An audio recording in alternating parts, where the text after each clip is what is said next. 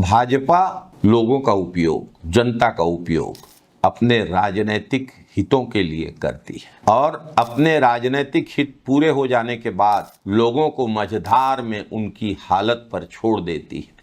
भाजपा सरकार की हर योजना में, भाजपा सरकार के हर कार्यक्रम में हमने इसे होते हुए प्रत्यक्ष देखा है, इसकी पीड़ा को महसूस किया है। मोदी जी का कार्यक्रम था, पूरे प्रदेश भर से लोगों को लाया गया, बुलाया गया, लेकिन जब वापस लौटने की बारी हुई तो कुछ लोग तो अपने गांव पहुंचे, लेकिन बहुत सारे लोगों को बीच रास्ते में छोड़ दिया गया। लोगों को अपमान, उपेक्षा, दर्द, पीड़ा का शिकार होना पड़ा। यह राज्योत्सव क्या मोदी जी के लिए था? अगर मोदी जी के लिए नहीं था तो छत्तीसगढ़ के आम लोगों को, गांव वालों को इस तकलीफ का सामना क्यों करना पड़ा? क्या इसका जवाब भाजपा के पास है?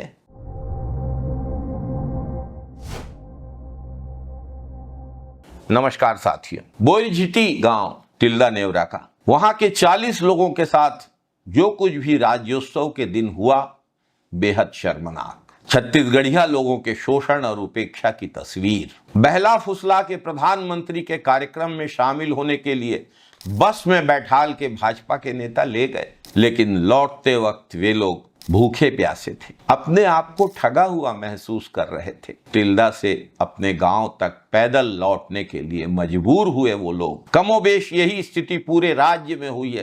कुछ महिलाओं को लाया गया, महिलाएं सोची कि चलो राज्य के स्थापना का दिन है, रजत जयंती वर्ष है, हम भी इसकी खुशियों में शरीक होंगे। लेकिन गरीब महिलाएं, कोई अपने जेब में 15 रुपए रखी थी सिक्कों के रूप में, उसको अंदर तक नहीं जाने दिया गया। अपने साथी संगवारियों से बिछड़ गई वो। मोर मितान नाम के एक जागरूक संस्थान ने उन महिलाओं की बातें रिकॉर्ड की, जिसे आपसे हम साझा कर रहे हैं। मैं नहीं खाना खाया। तो बढ़िया लगा थे राजस्व मनाए बना हो। ये काय बने लागे संगवारी मन छूट गए है। वो सिक्का पैसा धर के आ रहे 15 रुपया निगहन नहीं दी, वहाँ चेक करल था। 15 रुपया नहीं धर के जाना है किथे? हाँ, तेकर साथी हमन बैठे हैं। अच्छा, अंदर नहीं गए। छत्तीसगढ़ के अनेक गांवों की तरह बोईझिटी में भी सुबह 5 बजे पंचायती तंत्र की तरफ से लोगों के रायपुर जाने के लिए बस की व्यवस्था की गई। कार्यक्रम पहले से निर्धारित था।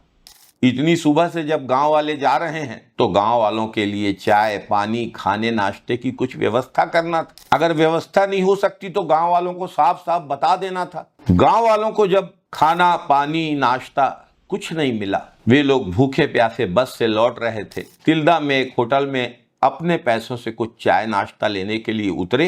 भूखे प्यासे ग्रामीण जब वापस पहुंचे तो बस जा चुकी थी और तिल्दा से बोईझिटी तक उन गांव वालों को पैदल जाना पड़ा। छत्तीसगढ़ में अनेक जगहों पे इस तरह की घटनाएं हुई हैं। रात 10 बजे गांव वाले पैदल अपने गांव बोईझिटी के लिए गए। गांव वालों का गुस्सा मोदी और भाजपा के खिलाफ नारों के द्वारा निकला।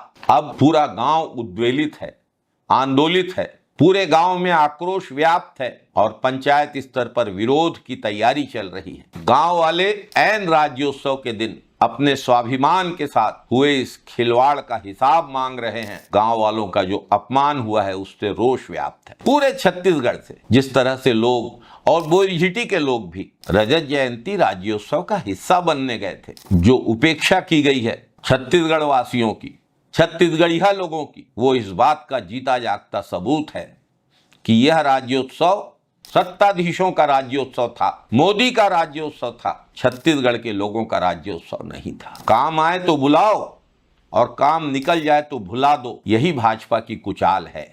भाजपा ने हमेशा यही किया है। रजत जयंती राज्योत्सव के दिन भी यही हुआ। छत्तीसगढ़ में बिहार दिवस मनाया था भाजपा सरकार ने छत्तीसगढ़ की जनता के पैसों से। कल छत्तीसगढ़ दिवस के दिन बिहार में या किसी भी भाजपा शासित राज्य में छत्तीसगढ़ दिवस मनाया गया क्या? नहीं मनाया गया। अब तो जब चुनाव होंगे छत्तीसगढ़ के, तब कहीं दिखावे के लिए, लोगों के जख्मों पे मरहम लगाने के लिए राज्योत्सव मनाया जा सकता है छत्तीसगढ़ का। लेकिन अभी तो छत्तीसगढ़ में चुनाव नहीं है। भाजपा ने भुला दिया छत्तीसगढ़ के लोगों को, अपमानित किया।